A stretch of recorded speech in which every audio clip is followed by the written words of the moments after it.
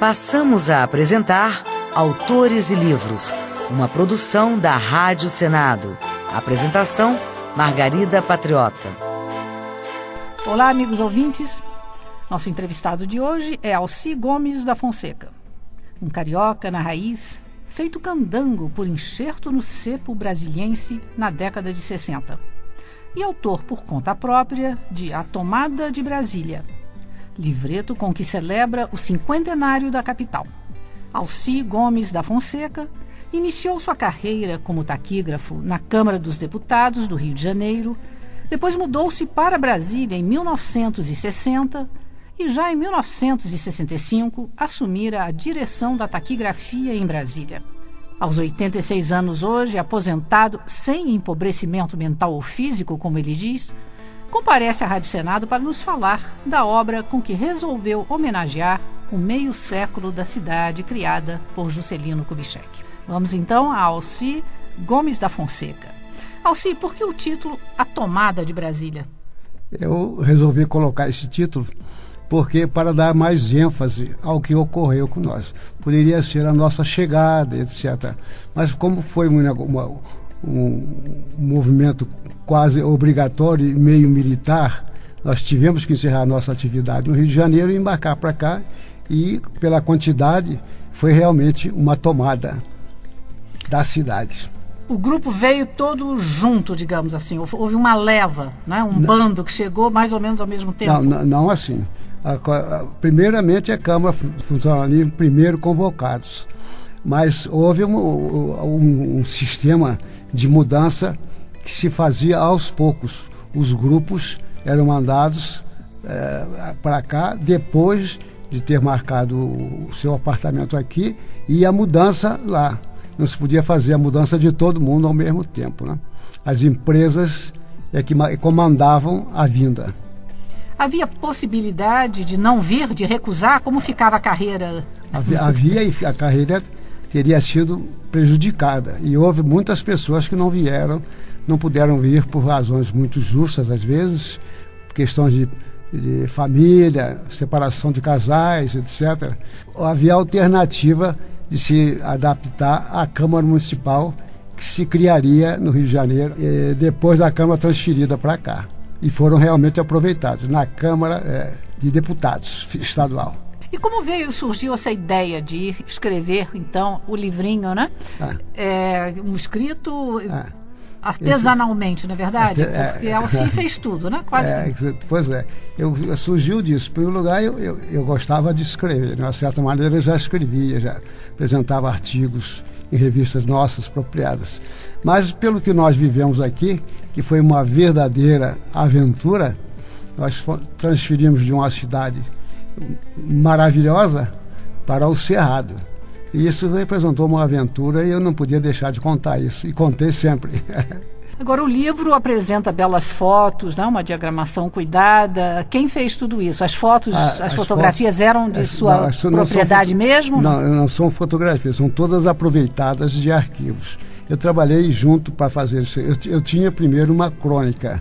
Esse livro originou-se de uma crônica que eu tinha feito, que foi publicada na nossa revista da Câmara dos Deputados, a ASA. Então, resolvi agora, no cinquentenário, dar uma outra forma, mais bonita, mais colorida à minha crônica, estendi mais a crônica, e a formatação eu devo a uma pessoa que lá no Rio de Janeiro trata de informática, etc., comigo, e me ajudou no colhimento desse material todo. Não tem nenhuma fotografia. A única fotografia dela é a minha na contracapa. O resto é tirado de arquivos, de jornais. E a história, enfim, aventurosa, sem dúvida. Obedece à história, a minha história, a ilustração obedece rigorosamente à história que eu conto. E essa história, ela começa em 60, né? Justamente essa história, ela começa praticamente antes de 60, porque o livro decorreu do susto que nós tivemos de termos, no final de 1959, termos de nos arrumar para nos transferirmos assim imediatamente para cá, para a capital. E em decorrência desse susto aqui, é que surgiu a ideia de eu acompanhar essa aventura desde o início. Em 1959, nós viemos fazer a taquigrafia, elementos da taquigrafia, veio fazer uma visita a Brasília, convidados pelo governo federal, pelo Juscelino Kubitschek. E eu conheci a cidade antes de 60, uns meses antes, outubro, setembro, não sei quando. Viemos aqui e eu visitei, era um campo de obras. Mesmo assim não desanimou não? Quis vir. Eu relutei algum tempo, porque eu tinha família e a minha esposa não podia vir.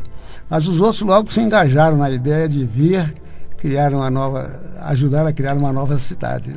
Então, o Alci Gomes da Fonseca chegou e veio morar onde? Na Cidade Livre, no Plano? Cheguei, conte um pouco então, como foi esse começo. Depois dessa visita, eu já tinha o meu lugar marcado. Mas não existia nenhum edifício, mas eu já tinha marcado. E eu vi onde era. Era na 107.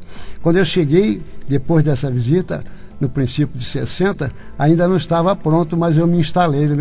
Então, os operários ainda raspavam o chão, botavam eletricidade e tal, quando eu me alojei. E vivi de empréstimos dos meus colegas que já tinham chegado antes, que me emprestavam e me deram acolhida até para dormir. Então foi realmente assim um acampamento inicial. Foi um verdadeiro acampamento, só que era mais em cimento armado. Cimento armado, né? Agora, no seu livro, né, Alci Gomes da Fonseca ressalta a importância, registra, né, a fase da importância da chamada Cidade Livre. Fale um pouco desse período e do que ela foi. A Cidade Livre foi outra coisa que realmente nos impressionou, porque nós tínhamos ideia de uma feira livre lá no Rio de Janeiro. E nós encontramos uma feira livre em muitas maiores proporções. Era a reunião de todos os trabalhadores que chegavam de todo o país para trabalhar na nova capital. Nem eram convocados, eles vinham pela estrada, às vezes até andavam a pé em caminhões e tal, e iam se alojando na Cidade Livre.